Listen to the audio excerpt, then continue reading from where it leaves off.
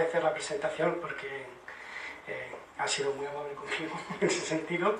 Quiero agradecer la invitación, estoy muy contento de estar esta tarde aquí. He podido seguir el desarrollo del curso hasta este momento y está resultando, la verdad, que muy interesante y va a resultarlo durante los próximos días, así que quiero agradecer que hayan pensado para mí, para que esté aquí esta tarde para hablar de un tema bastante complejo, bastante complicado y que suele generar bastantes polémicas porque es difícil posicionarse en un lado o en otro, pero como todo lo que tiene que ser relación con el terrorismo es un terreno bastante pantanoso y difuso, ¿no? Y es muy difícil establecer líneas claras y definitorias partiendo precisamente de la propia definición de terrorismo, como ya se ha dicho aquí a lo largo del día. Detrás de mí hay una persona que me va a ayudar a introducir el tema. Estarán viendo una persona que no conocen, al que tuve la posibilidad de entrevistar hace muy poquito tiempo, hace apenas un mes. Se llama Hedi Hammami, es tunecino, y está ahí y le entrevisté y está ahí porque pasó 8 años en la cárcel de Guantánamo. Este señor estuvo 8 años, 5 de ellos en aislamiento total, en la cárcel de Guantánamo.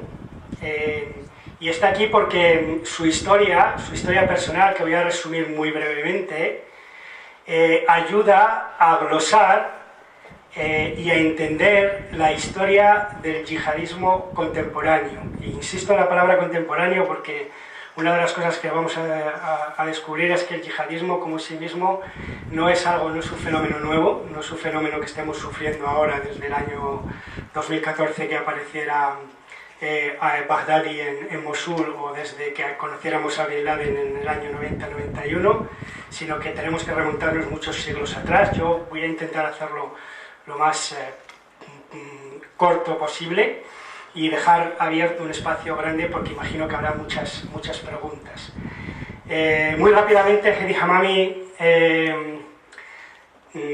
según tenemos dos formas de conocer su vida, la versión que da él y la versión que conocemos a través de Wikileaks, del informe que tenían los americanos en la cárcel de Guantánamo sobre él, que está accesible en internet, se puede encontrar fácilmente, y que Hedi Hammami, como no puede ser de otra manera, niega punto por punto, excepto algunas cosas, ¿no? Según el informe de Wikileaks, nació en Túnez y durante 18 años vivió en ese país, hijo de un granjero de una zona más o menos pobre del sur de Túnez, y miembro de una familia relacionada con el movimiento Ennahda, que es un movimiento del Islam político que en aquella época era clandestino, hacia la oposición desde el punto de vista clandestino y con actos de terrorismo en contra del gobierno de Habib Bourguiba.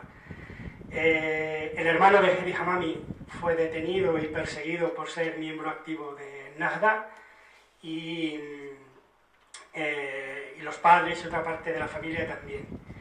Hedi Hammami me dice a mí en la entrevista, que él se fue con 18 años a Italia a buscarse la vida y que en aquella época, y esto les sonará de la prensa, que en aquella época era un chico que lo que le gustaban eran los coches, las mujeres y la vida loca, ¿vale? Y que lo único que fue a Italia fue a pasárselo bien y a buscar trabajo como cualquier otro tunecino que emigró en Europa en aquella época. Estamos hablando del año 1987, pues nació en el 69, pues más o menos por ahí, en el año 87, supuestamente parte a buscar trabajo a Italia y allí sufre, digamos, la caída del caballo de San Pablo cuando de repente empieza a colaborar con una ONG saudí que ayuda a los musulmanes en la guerra de Bosnia. Y él cuenta abiertamente que su vida cambió y su mentalidad cambió cuando fue a Bosnia y vio cómo se mataban a niños y cómo se les cortaba la lengua y cómo se trataba a los musulmanes y que a partir de ahí entró en el activismo siempre pacífico según él, de apoyo a los musulmanes a través de una ONG saudí wahhabí, y que eso le llevó a ser perseguido por las autoridades italianas, que registraron su casa en Bolonia, y entonces se ocultó y con un pasaporte falso viajó a Pakistán y empezó a vivir en Pakistán en el año 88-89. Es importante retener los años. Eso es lo que cuenta Hamami. Lo que cuenta Wikileaks es que él salió con 18 años perseguido por la policía de Bourguiba, ya de Ben Ali, a Argelia, que durante esos años, antes de llegar a Italia, se sumó al Frente Islámico de Salvación en Argelia, al brazo clandestino, pero no como combatiente de portar armas, sino dentro del aparato logístico, porque todo apunta a que Hamami era un gran falsificador de documentos. Y se dedicaba a la falsificación de documentos. De hecho, cuando se le detiene por primera vez en Italia, lo que se encuentra son pasaportes falsificados en su casa, y lo que dice Wikileaks es que cuando se le detiene en 2002 en Lahore, es porque se han encontrado pasaportes con su nombre y pasaportes falsificados en las montañas de Tora Bora, donde supuestamente estaba Bin Laden. Por lo tanto, se cree que él era un miembro de los comandos, digamos, logísticos de Al-Qaeda.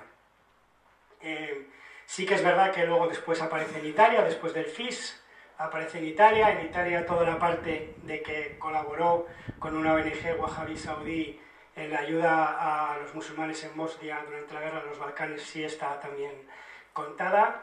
También está contado que huyó del país, pero no huyó directamente, según Wikileaks, de Italia a Pakistán, sino que pasó previamente por Marruecos y por Mauritania, donde en el año 99-2000 entró en contacto con una organización yihadista, islamista, que no nos suena tanto como Estado Islámico o Al-Qaeda, que se llama Taibet Taglibi, que es la organización yihadista más grande del mundo, la más grande del mundo, más grande que Al-Qaeda y muchísimo más grande que lo pueda ser el Estado Islámico. Y es una organización que está basada en la India, que fue fundada por un clérigo de origen wahhabí en el año 1920, que tiene cerca de 200 millones de seguidores en todo el mundo y que está considerada la principal autopista para el dinero y para la entrada y salida en zonas de combate de yihadistas del mundo.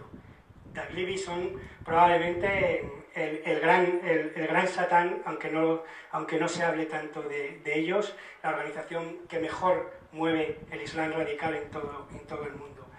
Taibet Taglibi sería la que hubiera llevado a Heri Hamami a Pakistán.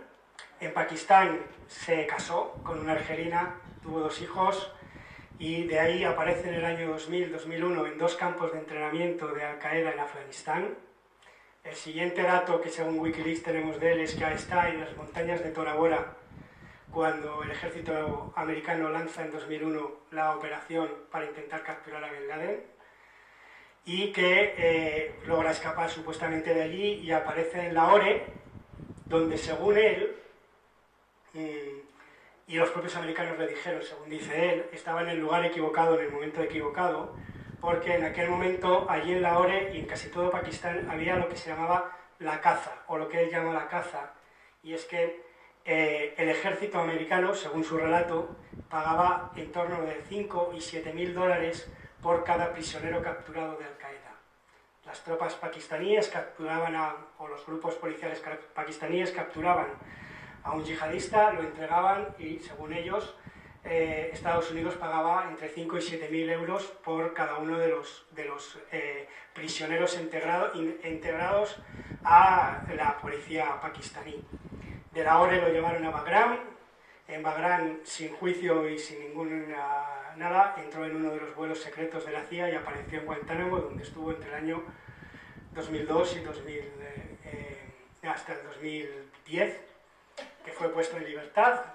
Vivió una temporada en algún lugar de Europa y en 2011, gracias a la amnistía que concedida tras la caída de Ben Ali por las primaveras árabes, pues que esa amnistía le permite volver a su país, vuelve a su país, empieza a trabajar como conductor de ambulancias por la noche, tiene una vida más o menos relajada supuestamente hasta el año 2013, que empieza a emerger de nuevo el yihadismo en Túnez, con el asesinato de 2 líderes de la izquierda tunecina, y sobre todo en el año 2015, que los 3 atentados yihadistas, el del Bardo, el de Susa y el de Túnez, que matan a 72 personas, 60 de ellas turistas extranjeros, convierten, según él, su vida en un auténtico infierno, porque desde entonces pues, se siente acosado por las fuerzas de seguridad tunecinas.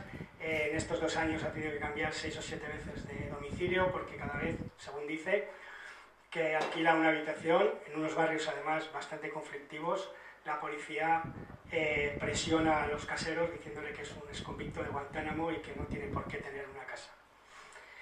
Esta es la historia de Hedy Hammamy, y lo que nos lleva a entender la historia de Hedy Hammamy son cosas como que, como he dicho, el yihadismo no es un fenómeno nuevo, y ahora explicaré por qué.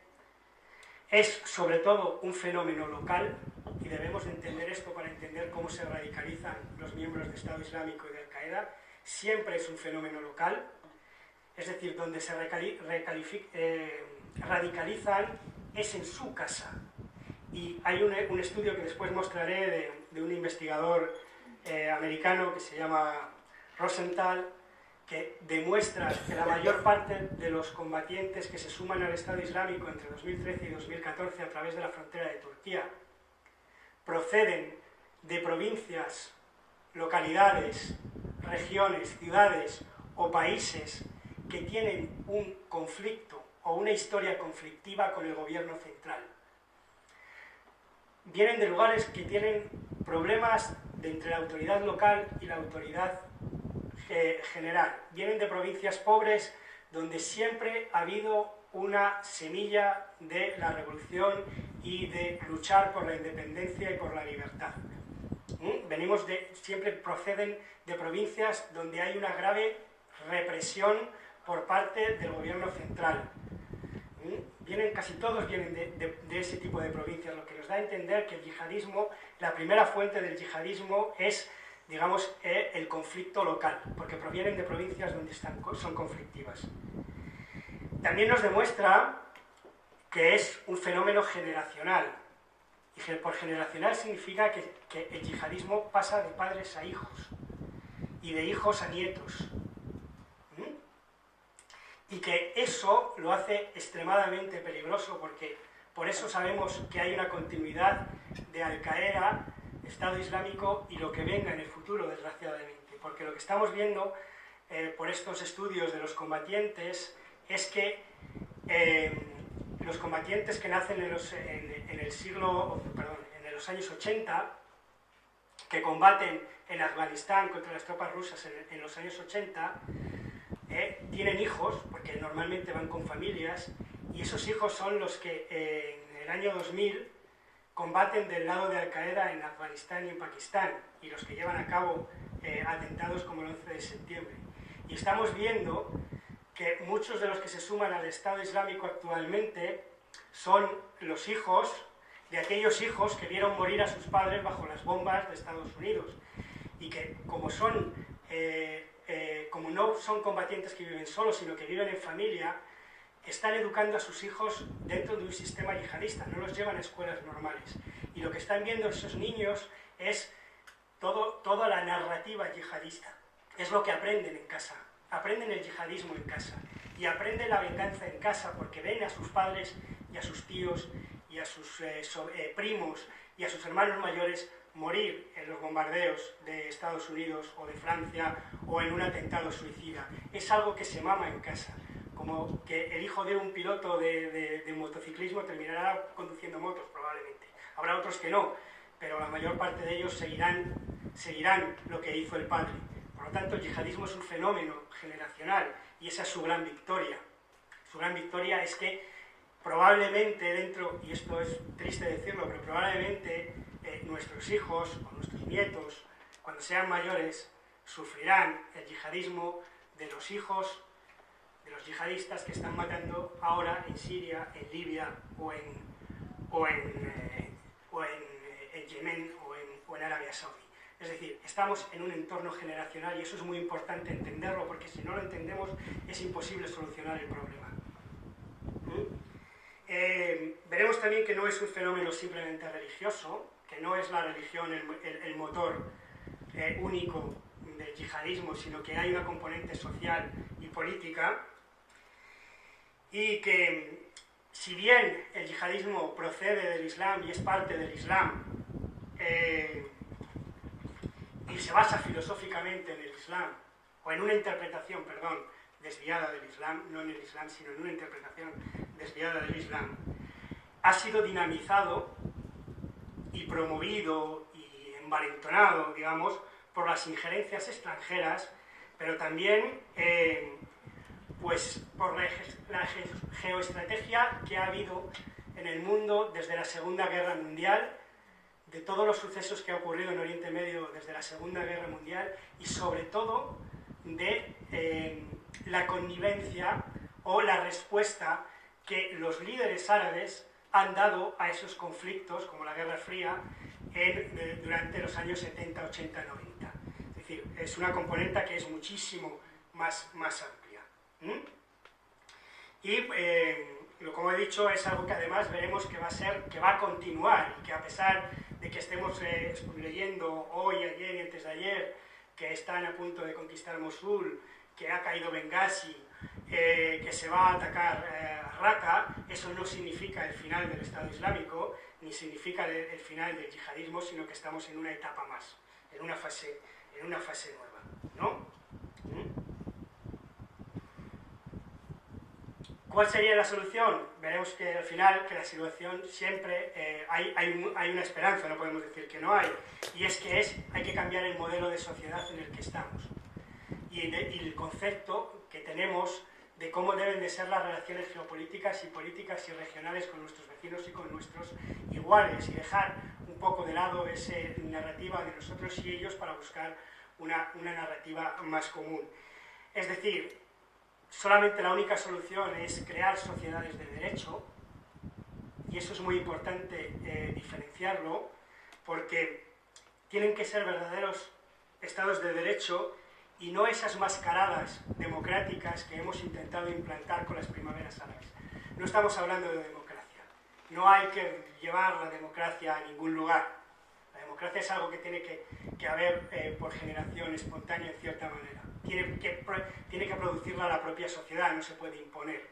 Pero lo que sí se puede imponer, y en eso hay que ser estrictamente riguroso, y debemos de tener como personas que promovemos la paz, es que es necesario, absolutamente necesario, que haya un respeto absoluto a los derechos humanos, por encima de todo lo demás.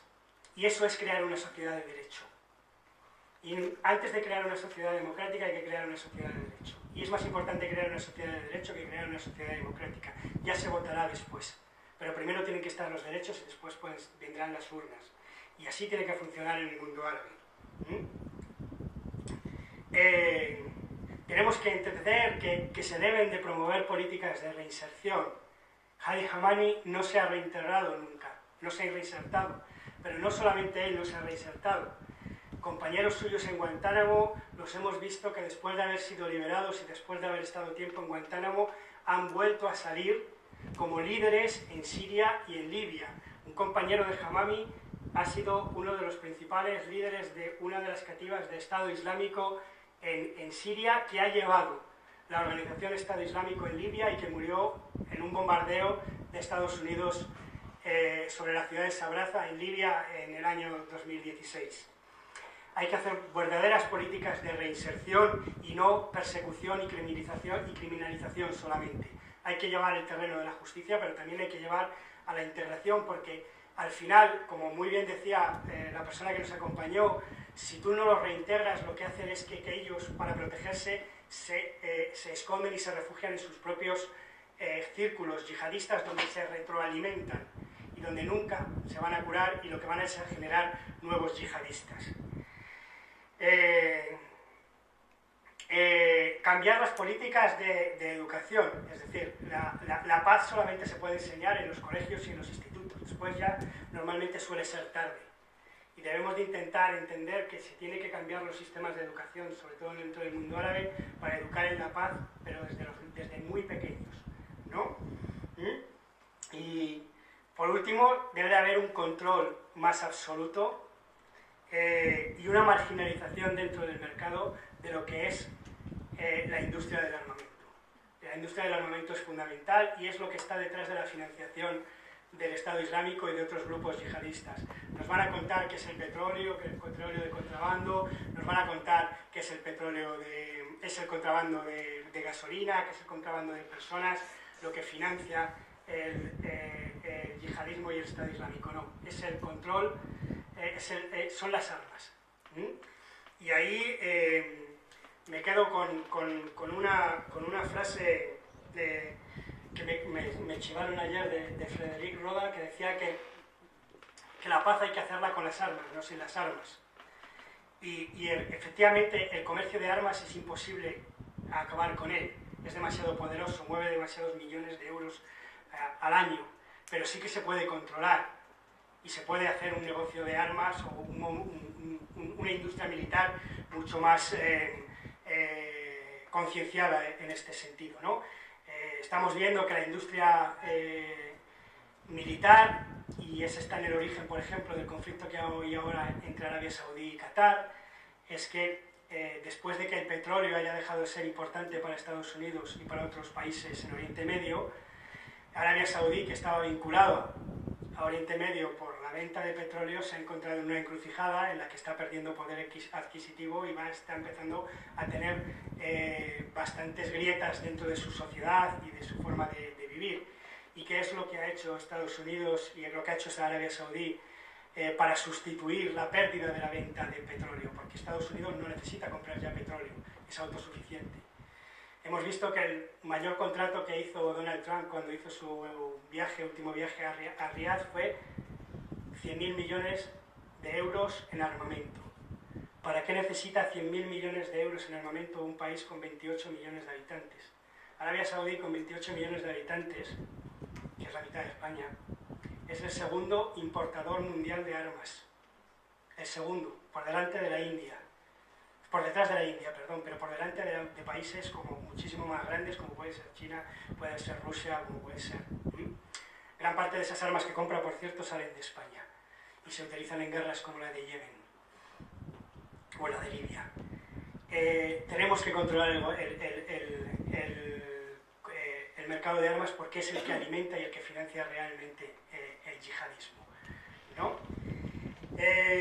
Esto es un poco lo que ha sido la presentación. Después luego, como digo, hablar del yihadismo me llevaría un curso entero, que si la Universidad de La Pau quiere yo lo hago, pero sería casi un año aquí hablando. Muy rápidamente tenemos que ver que el origen filosófico y de pensamiento tenemos que buscarlo en el siglo XII, en un filósofo iraní persa, pero suní, de musulmán suní, que en español le llamamos Al-Ghazali, el filósofo Al-Ghazali, se llama Mohammed Al-Ghazali, que en el año 1111, es muy fácil de recordar, escribió un libro que, después del Corán, es el libro en árabe más leído del mundo. Al-Ghazali cuenta, lo que hace Al-Ghazali, realmente no me voy a extender, es aniquilar el pensamiento crítico en el Islam. Se carga 4 o 5 siglos de pensamiento crítico, de influencia de Platón, de Aristóteles, lo demoniza todo y lleva el pensamiento crítico a un sótano oscuro del que, a pesar de que aparecieron grandes pensadores como Averroes o otros muchos, nunca ha salido. Y el pensamiento crítico es, a día de hoy, un alien, un elemento extraño dentro del pensamiento islámico, y a pesar de que hay grandes pensadores críticos que entienden el Islam de una manera diferente, no se escucha su voz. ni la escuchamos en el mundo árabe, ni siquiera en el mundo occidental. Si yo digo el nombre de Mahmoud Daoud, nadie sabe quién es, y es probablemente el mejor escritor argelino y una de las mentes más brillantes a la hora de entender el Islam moderno, que no puede vivir en su país porque está amenazado, no vive en Argelia, vive en París porque está amenazado por los yihadistas. Si digo el nombre de Nasser Abu Zaid, probablemente a nadie le traiga nada a la memoria, pero si digo que fue un hombre que tuvo que huir de Egipto porque los hermanos musulmanes en aquel tiempo le declararon apóstata y ateo por hacer una interpretación histórica del Islam, es decir, que el Islam hay que leerlo según el texto, según el momento de la historia en la que vives. No tienes que leer el Corán con los ojos del siglo VII, sino con los ojos del siglo XXI. Pues por decir eso, fue declarado apóstata por los hermanos musulmanes hasta el punto de que obligaron al gobierno egipcio a ordenar, como era un apóstata ya no podía seguir viviendo junto a su mujer, y le ordenaron y le obligaron a divorciarse de su mujer. Y para no tener que divorciarse de su mujer, se escaparon los dos a Holanda en el año 1993 y tuvieron que vivir en el exilio durante años. Nasser Abu Zaid. O puedo hablar de Mahmoud Talbi, que acaba de morir en el Túnez y que también ha vivido bajo la espada del yihadismo y la amenaza del yihadismo por lo mismo, es decir, que tiene que haber una interpretación del Islam diferente según el siglo que está. Pero Al-Ghazali estableció que la interpretación tenía que ser igual que era en el siglo VII, que la sociedad tenía que ser como la que estableció Mahoma y que no se podía hacer análisis crítico ni en el Corán ni en ninguno de los textos legales, ni en la Sunna, ni en la Sira, ni en ninguno de los textos legales. Estaba prohibido lo que era el pensamiento crítico. Esa idea del Ghazal la tomó después otro clérigo en el siglo XIII, Damasceno, que se llamaba Ibn Taymiyya, y otro clérigo en el siglo XVII que se llamaba Abdel Wahhab en Arabia Saudí, y de ahí salió el wahabismo, que a día de hoy es realmente el sostén filosófico del yihadismo. El wahabismo es la teoría política, filosófica y de pensamiento que rige en Arabia Saudí, la misma que dice que se puede matar o lapidar a una persona por ser infiel a su marido, el mismo código que impide a las mujeres conducir, el mismo código que impide a las mujeres viajar solas, el mismo código que impide a las mujeres salir a un centro comercial, el mismo código que impide que hombres y mujeres puedan sentarse juntos en una sala de cine o en una sala de trabajo. Es decir, ese código, ese wahabismo, es el mismo que preconiza el Estado Islámico y que preconiza Al-Qaeda. Es decir, es lo mismo. El wahabismo es el origen y el wahabismo está protegido en Arabia Saudí y es la filosofía y el modo de vida de un país que fue admitido por la ONU en el Consejo de Derechos Humanos, lo cual suena bastante gracioso, por decir alguna palabra. El wahabismo no solamente está establecido en Arabia Saudí, está extendido por todo el mundo. El grupo del que hablé, Taglibi, es wahabí. El wahabismo está extendido en la India y en Pakistán. Y si hablamos de la utilización política y terrorista del wahabismo, tenemos que entender que los suicidas no son una cosa de hoy, sino que podemos entender como primeros atentados suicidas los que realizaba la orden de los Hashashin, que de ahí viene la palabra asesino, en el siglo XII contra el gobierno en Damasco. Y sobre todo entendemos que el primer atentado yihadista de la era moderna sucedió en torno a 1856 durante la revuelta de los cipayos en lo que es hoy Pakistán, en la India, en cuando un wahabí se acercó sabiendo que iba a morir, y por eso es un atentado suicida, se acercó al gobernador colonial británico en un acto y lo apuñaló mortalmente, siendo en ese momento asesinado por los guardias de seguridad del gobernador. Eso fue un atentado suicida cometido por un wahabí en 1856. Por eso digo que el yihadismo no es algo que ocurre de hoy, sino que podemos rastrearlo en la historia fácilmente. Tendría que hablar de todo eso mucho más en detalle para que pudiéramos entender el yihadismo. Tendría que hablar también del colonialismo, que es probablemente lo que ha hecho que las sociedades musulmanas no hayan podido salir de ese marasmo en el que le llevó Al-Ghazali en el siglo XII, que no hayan podido avanzar y evolucionar, y que fue lo que permitió en gran medida el nacimiento de los hermanos musulmanes y del Islam político. Hay un pensador, un historiador egipcio, que es probablemente uno de los mejores historiadores árabes contemporáneos, que se llama Samir Amin, un historiador de raíz marxista que tiene una idea muy clara de qué es lo que ha ocurrido en las primaveras árabes y antes de las primaveras árabes, que deja claro que ha habido una imposibilidad por parte de los gobernantes musulmanes, pero también por el colonialismo y por la injerencia desde Occidente, de que el Islam o las sociedades musulmanas hayan podido dar el salto a la modernidad. El salto a la modernidad se produce con la revolución industrial. En el siglo XIX, Europa hace un salto desde la Edad Media a la Edad Moderna, y en ese tiempo hay países como Egipto y como Túnez que consiguen dar también ese salto. Y en Túnez encontramos en 1850 una constitución muy avanzada. Encontramos que es el primer país en 1850 árabe y por encima de algunos otros occidentales que abole la esclavitud, que tiene un código de justicia que permite convivir a los judíos y a los musulmanes sin que haya distinciones legales entre ellos. Todo lo que es el gobierno que se llama de los jedibes en Túnez era un gobierno muy avanzado que se podía equiparar a los gobiernos europeos de la época. Mohamed Ali en Egipto también intenta lo mismo, pero los dos fracasan. Según Samir Amin, los dos fracasan porque al colonialismo no le interesa que las provincias otomanas de aquel tiempo progresen y evolucionen, sino que se mantengan conservadoras para poder llevar a cabo su agenda digamos, de conquista de los recursos naturales de esos países. Y eso es lo que produce que el pensamiento en el siglo XIX de los pensadores musulmanes sea un pensamiento conservador que en vez de mirar hacia adelante vuelva otra vez a mirar hacia atrás. Y es el propio colonialismo el que lo empuja. Si entendemos modernidad, salto hacia la modernidad, como se entendió en Occidente, que es adaptar nuestra tradición cultural y religiosa a los tiempos actuales en los que vivimos, tenemos que entender que el Islam no ha dado el salto a la modernidad todavía. Eso no se ha producido y eso ha creado un vacío.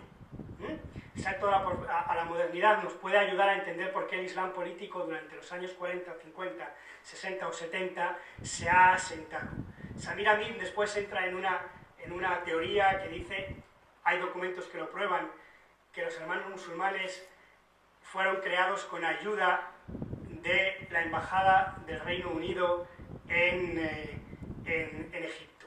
Y hay documentos que comprueban o que nos demuestran que Hassan el-Banna y gente del movimiento de hermanos musulmanes estuvo en contacto con la embajada británica durante los años de la creación de los estados de los hermanos musulmanes. Pero eso nos llevaría a meternos en un terreno muy pantanoso de hasta dónde llegó esa injerencia y qué parte de responsabilidad tiene Occidente y qué parte de responsabilidad tienen los propios sociedades musulmanes o dirigentes musulmanes, ¿no? Y tendríamos pues para otro curso. Para otro curso tendríamos para hablar qué es lo que ocurrió después de la Segunda Guerra Mundial, en lo que siempre desde la visión europea de la historia hemos entendido como incluso en Oriente Medio, como un conflicto entre dos bloques dentro de la Guerra Fría, lo que era el bloque ruso-soviético, el bloque americano, la guerra contra el comunismo, pero tenemos que entender que dentro de Oriente Medio esa división polarizada de la Guerra Fría no era cierta, porque nació un tercer eje que viene de la conferencia de Bandung, en el que sale la Organización de los Países No Alineados, que genera una nueva o un tercer eje dentro de la política de Oriente Medio, con el que tanto los soviéticos como los americanos juegan y que nos permite entender por qué salen dictadores como el Gaddafi o como Saddam Hussein o como la Siria de Jafat el-Assad, que llega al poder en el año 72, Gaddafi en el 69, es decir, todo eso, la caída de Nasser, la caída del nacionalismo árabe, la crisis del petróleo del 73, nos llevaría a entender y a extendernos demasiado, pero ahí también podemos encontrar un origen para el yihadismo. Y en lo que sí quiero hacer un inciso bastante más importante para entender el origen del yihadismo es lo que ocurre en solo 2 años. Solo 2 años que son cruciales para entender nuestra historia actual. Entre el año 1978 y el año 1980 suceden 4 sucesos históricos que hacen que el mundo gire. El mundo entero, no solo el mundo islámico. Y los 4 ocurren en un espacio de 2 años y se superponen uno con otro. Y ahí está el origen del yihadismo contemporáneo. En el año 1978, Egipto hace la paz con Israel. Y eso crea un enorme terremoto en el mundo árabe. Egipto está 10 años aislado del resto del mundo árabe cuando, como se dice siempre, no hay guerra en Oriente Medio sin Israel, ni paz sin Egipto. No puede haber paz en Oriente Medio sin Egipto, siempre se ha dicho eso históricamente. Durante 10 años Egipto queda aislado del resto de los países árabes por haber hecho la paz con Israel. Y eso genera un rebrote del yihadismo tan grande y tan brutal en Egipto que el yihadismo mata a Sadat en el año 81. Y eso ocurre en el año 78. Pero es que en el año 78 también tenemos el inicio de la revolución en Irán.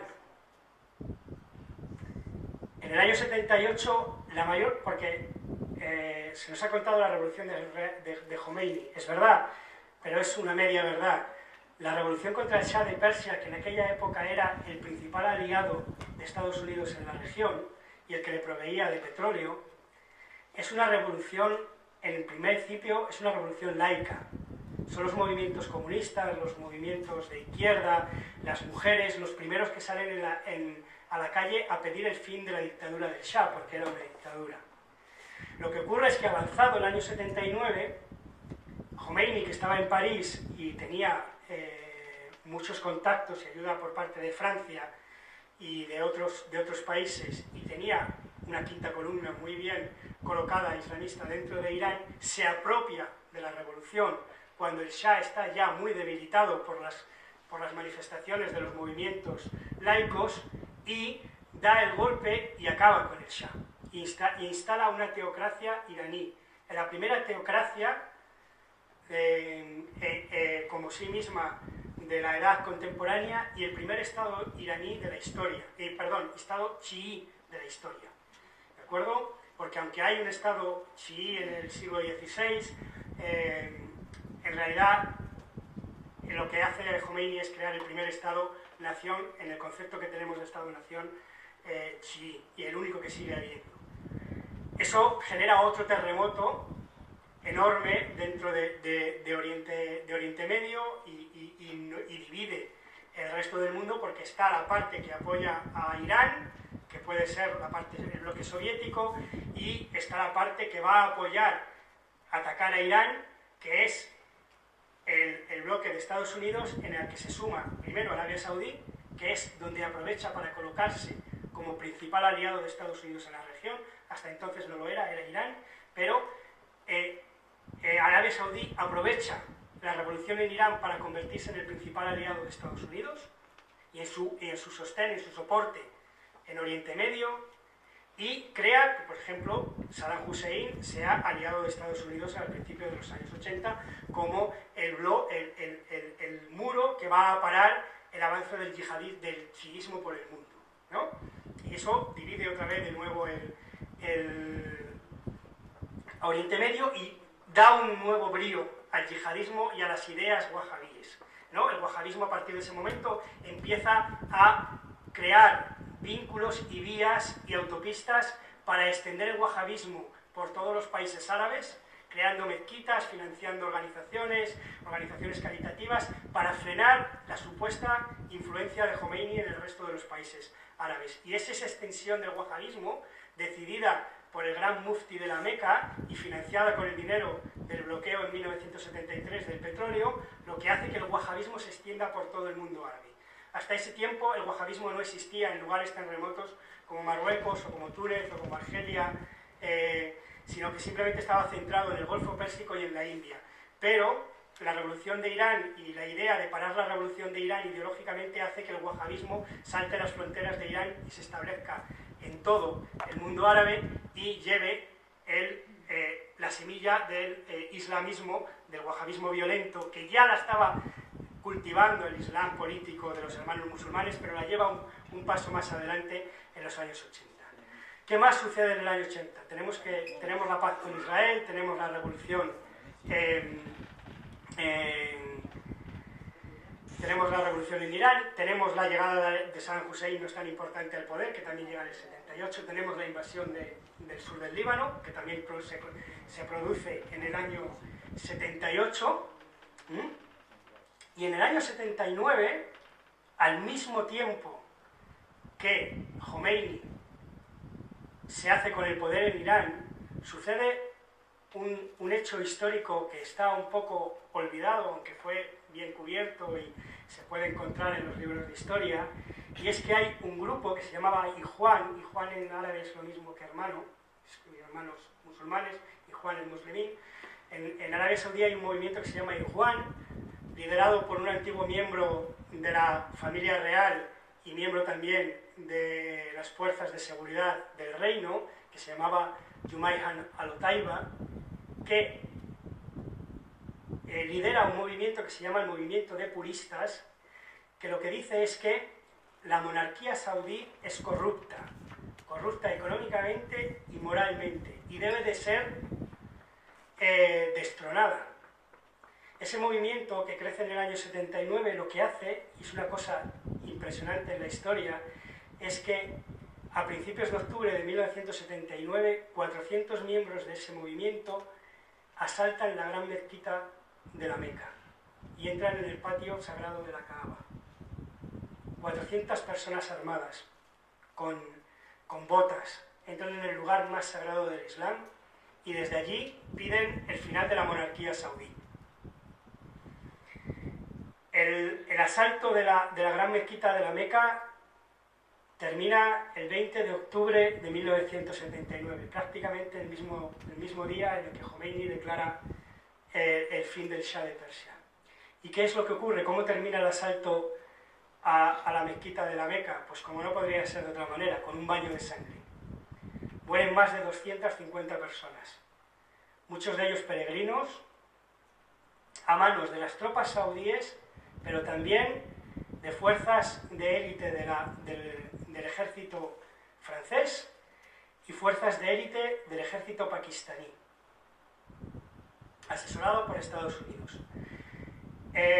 Otaibi es capturado y, junto a 60 de sus seguidores y al clérigo que le inspira, ejecutado públicamente el primer mes de 1980, en enero de 1980, al mismo tiempo que empieza la represión dentro de Irán. ¿Y qué es lo que ocurre? Cuando las tropas infieles de Francia y de Pakistán, y las saudíes evidentemente porque van vestidas, derraman la sangre y manchan de sangre todos los mármoles de la mezquita de la Meca, y manchan incluso la Kaaba, hay una enorme oleada de protestas en todo el mundo árabe. Empieza a haber protestas en contra del wahabismo y de Estados Unidos y de Francia, en Libia. Se asalta, grupos islamistas radicales asaltan la embajada de Estados Unidos en Libia, grupos islamistas queman parte de la embajada de Estados Unidos en Damasco, hay intentos de asalto de la embajada de Estados Unidos en Egipto, es decir, otra oleada enorme de islam radical y de yihadismo provocada por ese atentado, digamos, a la mezquita de la Kaaba. Y eso dinamiza también el yihadismo y hace que los movimientos radicales, que todavía no son wahabíes, estén mucho más proclives a sumarse a la guerra, ¿no? Entonces, en el año 80 tenemos una situación explosiva que se ha creado por esos 4 sucesos históricos que han cambiado Oriente Medio absolutamente, las alianzas ya no son las mismas, y Arabia Saudí, Estados Unidos y Pakistán crean lo que se llama el puente de los mujahidín, y es que para intentar desembarazarse de esa oposición radical que tenía Arabia Saudí entra en contacto con Pakistán y Estados Unidos, sobre todo con la CIA, y crean un puente aéreo que va desde el Golfo a Islamabad, en el que mandan radicales islámicos mujahidín que hacen la oposición a combatir a las tropas rusas en Afganistán. Y se crea, y además durante los años 80, el maestro se recordará, los mujahidín, que en realidad son yihadistas, era un término que no era peyorativo. Se les saludaba y todo el mundo apoyaba a los mujahidín porque los mujahidín estaban luchando contra el comunismo en Afganistán y se aplaudía la lucha de los mujahidín contra el comunismo en Afganistán. Y durante mucho tiempo se estuvo alimentando y ayudando desde Occidente, desde la CIA, desde Pakistán, a ese puente de los mujahidín, ese puente aéreo. Y muchos dictadores árabes, como Ben Ali, después, Bourguiba antes, el propio Mubarak en el año 81, dentro de Argelia, dentro de Hafez el-Assad en Siria, se sumaron a ese movimiento de los mujahidín e intentaron que sus grupos islamistas radicales también entraran. Y entonces por eso empezamos a ver sirios, palestinos, kuwaitíes, saudíes, tunecinos, argelinos, marroquíes, combatiendo al comunismo tan lejos de su tierra como es Afganistán. Y esas son la primera generación, los que van a pasar el yihadismo a sus hijos después. Son la primera generación de yihadistas que se crea con la ayuda de la CIA y con Arabia Saudí, con el dinero del wahabismo. Cuando en el año 89 cae el muro de Berlín y eso ya no tiene sentido, todos esos yihadistas se quedan sin trabajo, se quedan huérfanos, y la mayor parte de ellos tienen que volver a sus países de origen. Y en sus países de origen no hay políticas para asimilarlos, para reintegrarlos. ¿Y qué ocurre? Ocurre como Hamami, que al sentirse perseguidos lo que hacen es refugiarse en sus propios grupos, en sus propios círculos, y siguen retroalimentando el Islam radical.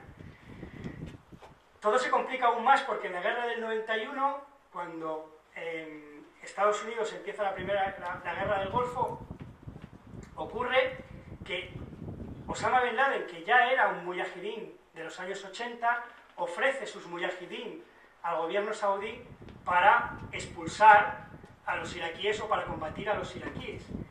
Y el gobierno saudí, en vez de tomar a esos mujahidín y que sean ellos los que combatan en la guerra del 91, prefiere llamar a las tropas americanas, y las tropas americanas, algo que dentro del ideario radical islámico es un pecado, las tropas americanas desembarcan en Arabia Saudí. Y hay botas de militares infieles, como los llaman los yihadistas, pisando en la tierra sagrada del Islam, que es Arabia Saudí. Y eso genera el origen de Al-Qaeda. Ahí es donde empieza Al-Qaeda. Al-Qaeda empieza como un movimiento local de oposición a la monarquía saudí. Después se va a ampliar, pero los primeros movimientos de Al-Qaeda son saudíes. Después Osama Bin Laden va a entrar en contacto con algunos otros grandes pensadores y grandes promotores del yihadismo, como puede ser Hassan Turabi, presidente del Parlamento en Sudán, que es el gran cerebro gris del yihadismo, o antiguos miembros de los hermanos musulmanes que han devenido en más radicales, como al-Zawahiri, actual líder de Al-Qaeda, que crean el yihadismo. Aparece el primer intento de atentado o de gran atentado en Occidente para castigar a las tropas americanas, que es una bomba que se coloca en el año 1993 en las Torres Gemelas, en el World Trade Center, instigado por un clérigo ciego egipcio que es después condenado. Y todo eso hace crear que Al-Qaeda empieza a crecer. Y empieza a crecer, pero empieza a crecer como una idea. La idea, y esto es importante entenderlo, Al-Qaeda es una idea. Y por eso es un movimiento terrorista.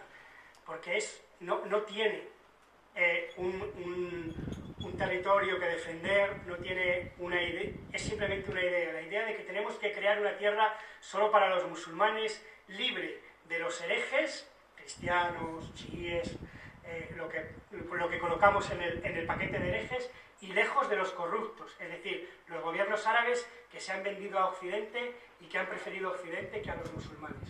Entonces se empieza a atacar esos dos frentes. Empieza a haber atentados en Arabia Saudí en el año 93, en el año 96, hay un atentado en Adén en el año 2000 contra un barco de guerra americano anclado en Yemen, en el que mueren 19 soldados. Es decir, empiezan los grandes atentados para castigar, ¿no? y difundir la idea del yihadismo, hasta que evidentemente consiguen lo que quieren, que es un impacto brutal con los atentados del 11 de septiembre. Los atentados del 11 de septiembre son el momento álgido de Al-Qaeda y el momento álgido del yihadismo. Pero la respuesta es ir a Afganistán, ir a por los talibán sobre todo, e intentar destruir Al-Qaeda, lo cual empiezan los bombardeos y empiezan una serie de políticas de represión que no consiguen parar el yihadismo, sino crear nuevos yihadistas, ¿no? Alimentar aún más la maquinaria. Eso se termina de alimentar cuando en el año 2003 Bush decide una guerra ilegal en contra del criterio de la ONU y de la mayor parte del mundo para derrocar el régimen de Saddam Hussein, y no solamente lo consigue, sino que comete, digamos, el error mayor que se puede cometer, y es destruir un país, pero destruirlo estructuralmente. Cuando Estados Unidos decide acabar con el gobierno, con el régimen, licenciar a todo el ejército y licenciar a toda la administración, lo que crea es un vacío de poder.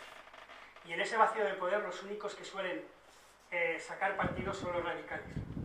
Entonces, Al-Qaeda, que no existía antes del año 2003 dentro de Irak, encuentra un lugar donde recuperarse del golpe que ha sufrido en Afganistán. Y muchos de los miembros que están en Afganistán y Pakistán de Al-Qaeda van a Irak. Y en Irak se suman a lo que es la resistencia que ya había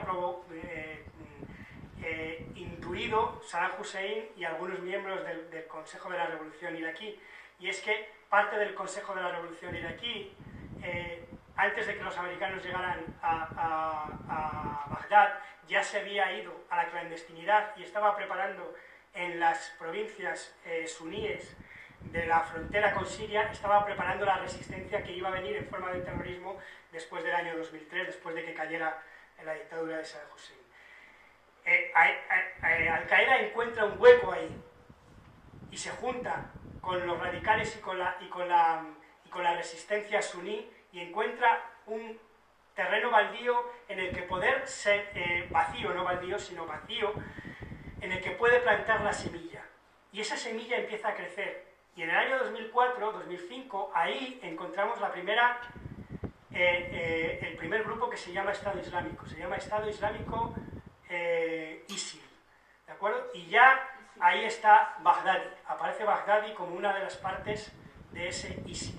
Ese ISIL va creciendo con la ayuda de quien es en ese momento el representante, o era el representante de Al-Qaeda en Irak, que es un radical jordano, que estuvo encerrado por terrorismo en el año 99, puesto en libertad por una amnistía general del rey Abdalá II de Jordania cuando llega al poder, cuando sucede a su padre la amnistía general, y Abu Musab al-Zarqawi sale libre y se convierte en líder de Al-Qaeda en Irak.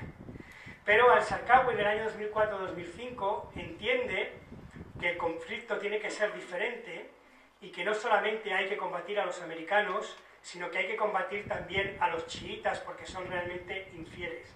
Y empieza una campaña, en 2004, 2005, 2006, una campaña brutal de asesinatos contra chiíes, de atentados contra chiíes. Porque tenemos que entender que el yihadismo ha matado más musulmanes que cristianos o occidentales. Y sigue matando a más musulmanes que a occidentales. Por mucho de que nos duela y mucho los atentados que hay en Londres o que hay, son una mínima cosa respecto a los atentados que ha habido en las tierras musulmanas, en Irak, en Siria y en todos esos sitios. Empieza un atentado un día tras otro contra chiíes en Irak. Y ahí hay un problema ideológico porque Al-Qaeda no está de acuerdo, al-Zawahiri no está de acuerdo con esa campaña contra los chiíes, y por eso Zarqawi empieza a radicalizarse, a hacerse más wahabí, y empieza a distanciarse de Al-Qaeda, y es el propio Zarqawi el primero que crea un grupo que se llama Estado Islámico. Cuando Zarqawi muere en un bombardeo en 2006, un bombardeo americano de 2006, le sucede Baghdadi I, porque hay Baghdadi I y Baghdadi II, le sucede Baghdadi I, que crea el primer Estado Islámico después de Al-Qaeda. Ese Estado Islámico dura muy poco, dura solamente un año, porque Estados Unidos, con muy buena idea, implanta una estrategia que es comprar con dinero y favores la complicidad de las tribus suníes en Irak, para que sean las propias tribus suníes en Irak las que combatan al yihadismo. Eso funciona durante 2 o 3 años, y entre 2007 y 2009 tenemos que el Estado Islámico prácticamente no funciona y pierde muchísimo terreno dentro de Irak. Cuando en 2009 Barack Obama decide retirar las tropas de Estados Unidos de Irak y deja esas tribus, las deja en manos del gobierno iraquí chií de al-Maliki, se produce de nuevo un problema porque el Maliki, como chií, no soporta los movimientos suníes, vuelve a combatir a los suníes vuelven a sentirse, esas tribus que han combatido a los yihadistas, vuelven a sentirse marginadas y dejan de colaborar con el gobierno central iraquí y vuelven a colaborar con los yihadistas. Y ahí es donde nace en 2011 el Estado Islámico. A partir de ahí tendríamos que explicar muchísimas más cosas, pero ese es el origen y esa es la conexión entre Al-Qaeda y el Estado Islámico. Y nos encontramos en 2014 con un Estado Islámico muy potente y muy poderoso. ¿Qué tipo de Estado Islámico encontramos? Pues, ¿qué es lo que consigue? Bueno, pues el Estado Islámico consigue varias victorias. Primero, mantener la idea de que el yihadismo es local, simplemente local, y que crece en esos lugares en los que le digo. Tengo aquí un mapa, que no sé si se ve. Si ven las partes que están en negro, más oscuro, Arabia Saudí, la parte de Rusia, Marruecos, Túnez, una parte de Turquía. Ese es el lugar del que proceden la mayoría de los combatientes que entre 2013 y 2014 se sumaron al Estado Islámico. Solo al Estado Islámico, no tenemos todavía datos de cuántos se sumaron a otros grupos radicales en Siria y en Irak. Pero que se sumaran solamente al Estado Islámico son estos. Lo sabemos porque es una lista que entregó una persona que decidió estar un desertor del Estado Islámico en 2016, entregó una lista con nombres, teléfonos, lugar de origen, lugar de nacimiento y nombre de todos estos personas que se han reclutado, porque llegar al Estado Islámico no es que te abren las puertas, tienes que pasar un montón de filtros, tienen su propia inteligencia, su propia policía, te hacen interrogatorios, investigan tu familia, tienen datos de quién eres, de quién es tu familia, de dónde viven, y ya solamente cuando tienen todos esos datos te admiten como combatiente del Estado Islámico. Muchos vienen, las partes grises son los lugares donde no hay combatientes del Estado Islámico, las zonas rosas, entre las que está España, es que hay una cantidad pequeña de combatientes del Estado Islámico. Las partes un poquito más oscuras es que ya ha crecido un poco más el número de combatientes, y las partes oscuras completas son el origen de los combatientes del Estado Islámico. Como ven, Arabia Saudí y Túnez son los principales lugares, junto a Marruecos y Mauritania. Pero es curioso porque en el siguiente mapa lo que vemos es que hay un enorme número que proceden también de China. ¿De dónde de China? Pues de la única provincia musulmana que tiene China, de Xinjiang, de aquí de la frontera. Y hay un enorme número de chinos combatiendo en Siria. Una cosa que creemos que los chinos solo ponen bazares en España, pero también ponen otro tipo de bazares en lugares, ¿no? Es decir, todos estos yihadistas proceden, como ven, Xinjiang es una ciudad que tiene conflictos locales. En Arabia Saudí hay conflictos locales entre movimientos radicales suníes y el gobierno central. En Túnez hay conflictos locales entre... si hubiéramos luego ido a la parte en la que está por provincias, nos llevamos algunos sorpresas más, como que hay provincias, ahí hay una provincia que les suena que está en negro, que dice que tiene un número alto de combatientes de Estado Islámico, que es esta pequeñita de aquí, que es Cataluña. Aparece también en los registros, como un lugar en negro, igual que puede ser Túnez, o que puede ser la principal provincia de Túnez, en Libia, o la principal provincia de Arabia Saudí. Es decir, vienen de provincias donde hay un conflicto local con una autoridad central. Y eso es importante de saber a la hora de intentar detectar actitudes yihadistas, o por qué a cierto tipo de yihadistas se pueden radicalizar. Hadi Hamami procede de esa provincia tan pequeñita y de color negro que hay ahí abajo en Túnez. De la provincia más negra procede Hadi Hamami. Él nació allí. Por eso digo que la historia de Hadi Hamami nos da muchas claves para entender lo que es el yihadismo, y que ese yihadismo es generacional. ¿Y qué es? Voy a darles solamente un ejemplo muy reciente para que entiendan por qué es generacional. Todos recordarán que hace muy poquito hubo un atentado criminal en Manchester, en un concierto de una cantante adolescente en el que murieron bastantes personas. Se atribuye, todos tenemos siempre que decir la palabra atribuye, porque con datos de este tipo hay que siempre tener mucho cuidado, pero se le atribuye la matanza a una persona que se llama Mohamed El Abeidi. ¿Vale? Mohamed El Abeidi, cuando cometió el atentado, tenía 22 años, había nacido en el Reino Unido, en Londres, se había educado en Manchester y no había pisado el país de origen de sus padres y de su familia, que era Libia, hasta que no tenía 18 años o 19 años. Es decir, hasta los 18 y 19 años no visitó ningún país y vivió en Inglaterra. Es un país occidental, Europa, ¿de acuerdo? Y sin embargo, cometió un atentado yihadista en la ciudad en la que vivió, se educó y nació. Cuando miramos en su origen familiar, encontramos que es hijo de Ramadán el-Otaibi. ¿Y quién es Ramadán el-Otaibi? Ramadán el-Otaibi, según documentos de seguridad que se puede confiar en ellos, era miembro de un movimiento que se llamaba el Movimiento de Liberación Islámico Grupo de Comando de Libia, financiado desde Londres por el MI5, que hacía, desde el punto de vista de la ideología islamista, porque estaba también conectado con los hermanos musulmanes, hacía la oposición a Muammar el-Gaddafi. Y Ramadán el-Otaibi consiguió, en el año 89-90, estatus de refugiado político porque era perseguido por el-Gaddafi y se fue a vivir a Londres con toda su familia.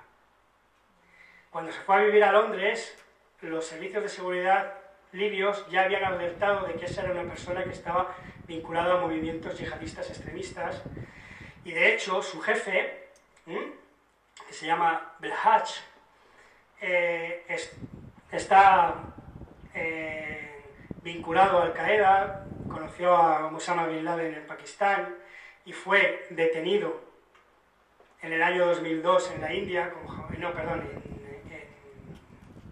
Bangkok, Tailandia, si no lo recuerdo bien, pero bueno, no sé si fue en Bangkok, y por los servicios secretos británicos, y entregado a Gaddafi, que según él lo torturó. ¿De acuerdo? Belhaj era el líder de ese grupo en el que el padre del suicida de Manchester militó durante muchos años.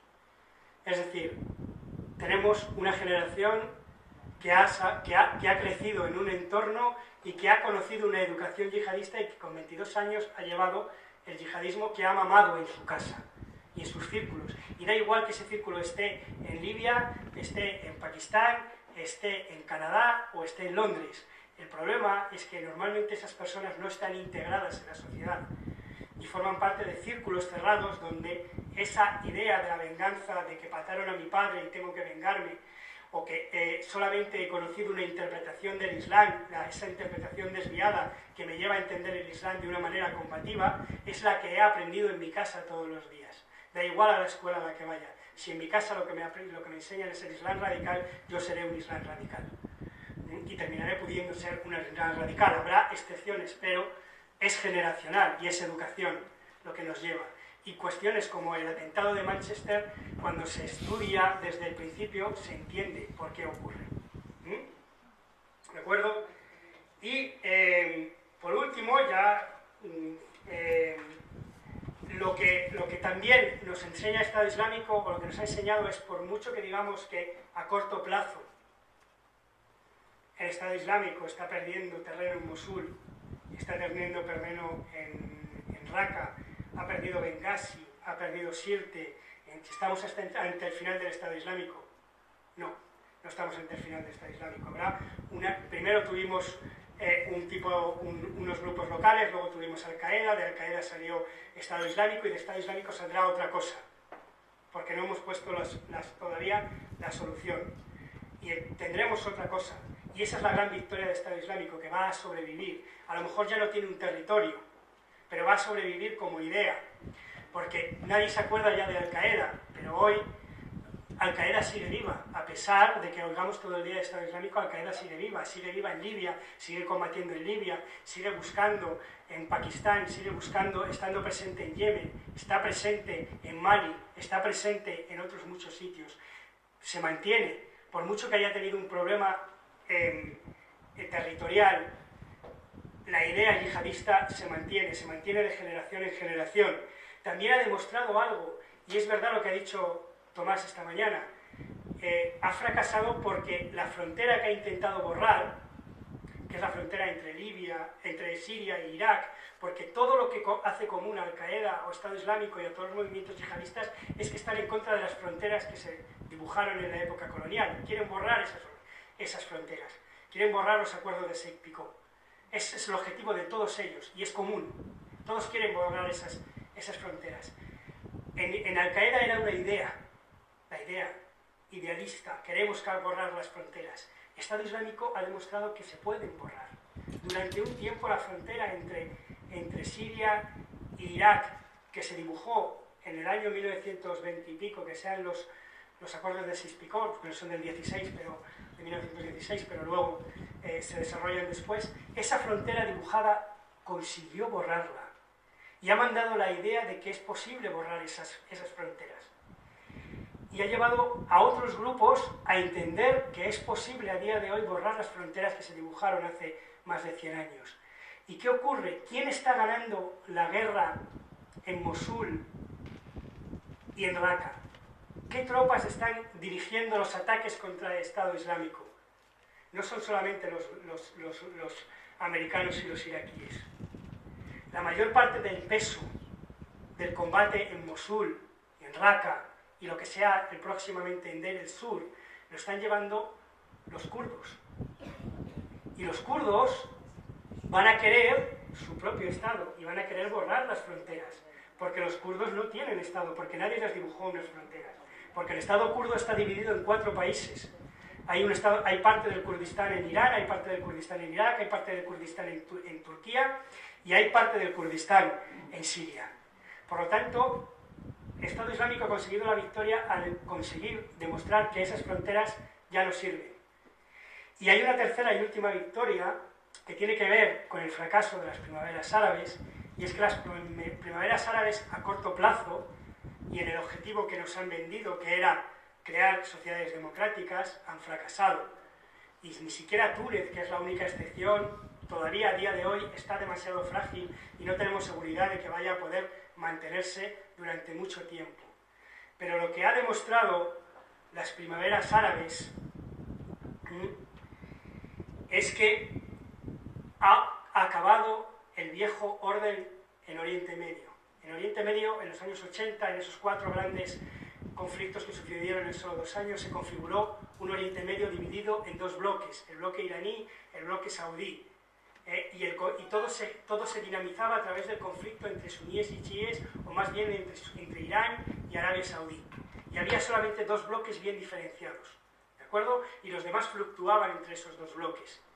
Pero las primaveras árabes han destruido esos bloques, porque lo que ha emergido en las primaveras árabes es un tercer eje. Ahora tenemos 3 ejes en Oriente Medio. Tenemos el eje saudí, tenemos el eje iraní, y tenemos un eje que acaba de nacer y que está entre los 2, y por eso explica que tenga conexiones con los 2, que es un eje que forman Qatar y Turquía, y parte de algunos países como Túnez que llevan el Islam político. Y eso es lo que nos hace entender por qué está el conflicto entre Arabia Saudí y Qatar en este momento. Porque realmente Qatar se ha sabido deshacer de la tutela de Arabia Saudí e intentar crear su propia política. Y para crear su propia política ha encontrado en Turquía, en Rusia, en el movimiento Ennahda en Túnez, un apoyo.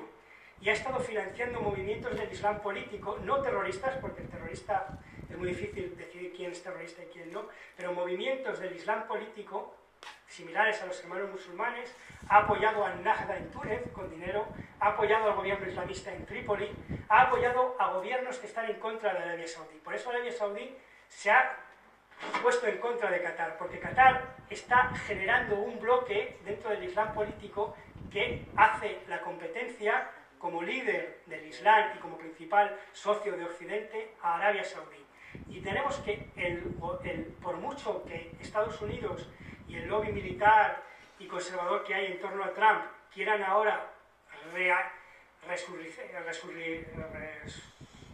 resucitar ese conflicto entre Irán y Arabia Saudí y acabar con el movimiento que intentó Obama de atraer Irán al diálogo, por mucho que lo intenten, ya no es posible. Ese Oriente Medio ya no existe. Ya no existe el Oriente Medio de 2 bloques. Y entonces vamos a ser testigos de una reorganización geopolítica en todo Oriente Medio, que ya no se va a hacer en torno al petróleo como se hizo en los años 70, sino que se va a hacer en torno a otros tipos de relaciones económicas.